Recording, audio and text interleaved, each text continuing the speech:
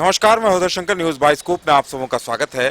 दो खबरें चर्चा में हैं। सबसे पहली और बड़ी खबर यह है कि मुख्यमंत्री हेमंत सोरेन ने जेएमएम के 53वें स्थापना दिवस के दौरान एक बार फिर पुराने दिनों की यानी झारखंड आंदोलन जब चलता था उसकी याद दिला दी है। उन्होंने कहा है कि अगर रॉयल्टी यानी केंद्र से जो बकाया रकम है 1,36,000 करोड़, वो पैसे अगर राज्य को नहीं मिलते हैं तो पूरे झारखंड से कोयले का उठाव ठप करा देंगे और पूरे देश में अंधेरा कर देंगे। वहीं दूसरी बड़ी खबर यह है कि कांग्रेस के सारे विधायक और मंत्री आला कमान से मिलने के लिए दिल्ली जा रहे हैं और इस खबर को लेकर भी चर्चा हो रही है कि आखिर ऐसी क्या वजह है कि इधर दिल्ली चुनाव चल रहा है और उसी दिन सोनिया गांधी, मल्लिकार्जुन खड़गे और राहुल गांधी से मुलाकात के लिए तमाम कांग्रेस के विधायक और मंत्री दिल्ली रवाना हो रहे हैं।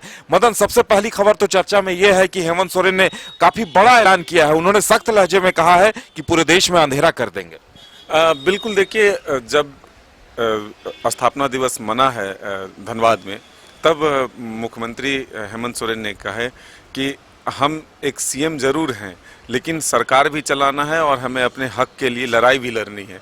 तो ऐसे में उन्होंने एक संकेत दिया कि अगर हमारे पैसे जो 1,36,000 करोड़ रुपए रॉयल्टी के बाकी हैं वो अगर नहीं मिलते हैं तो फिर हम आंदोलन भी कर सकते हैं और एक तरह से कोयले के उठाव को बंद भी कर सकते हैं।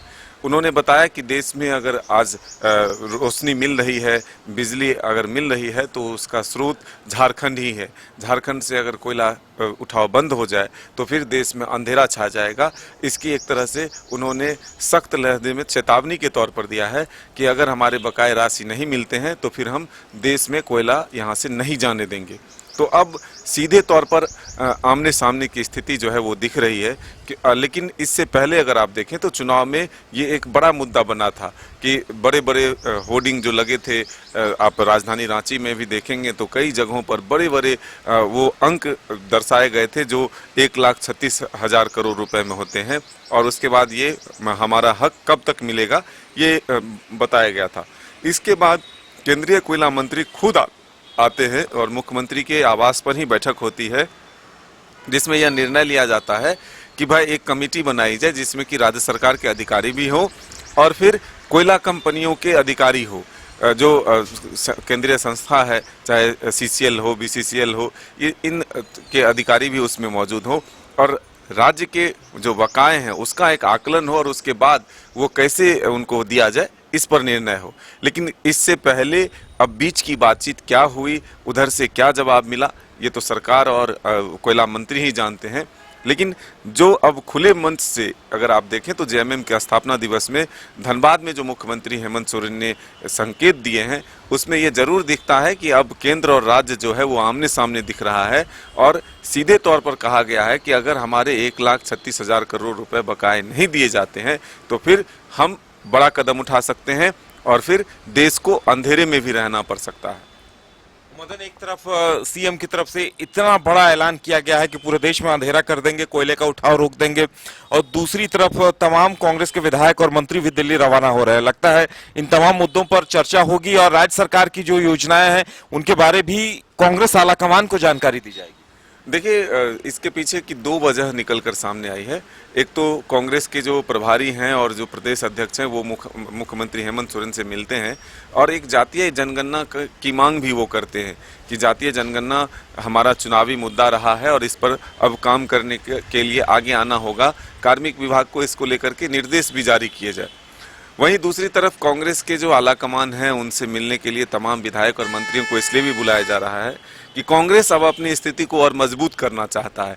इसके लिए जो सरकार की योजनाएं चल रही है उसको देखते हुए और कौन कौन सी योजनाएं धरातल पर उतारनी होगी, कांग्रेस की तरफ से जो वादे हैं उसको किस तरह से इम्प्लीमेंट में लाया जाए, ये तमाम वस्तु स्थिति से अवगत होंगे आलाकमान। इसलिए तमाम जो कांग्रेस के विधायक और मंत्री हैं उनको बुलाया जा रहा है। आप देखिए कि कांग्रेस के मंत्री जो है अब जनता दरबार भी लगा रहे हैं कांग्रेस कार्यालय में।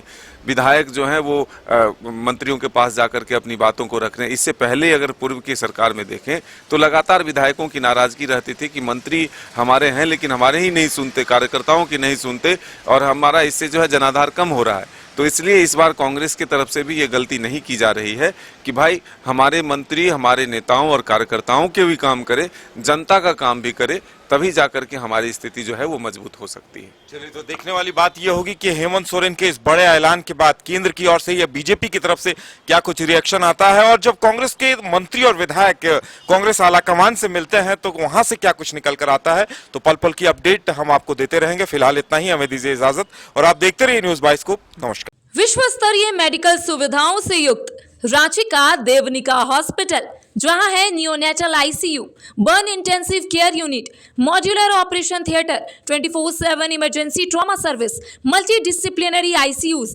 Emergency care, MRI, CT scan, advance cath lab, fully automated path lab, echo, ultrasound, ultra modular patient beds और फार्मेसी।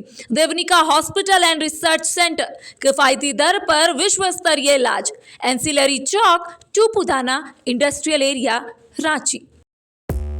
5 राज्य, 61 शहर, 150 प्रोजेक्ट और एक वास्तु विहार। नई सोच, नया घर।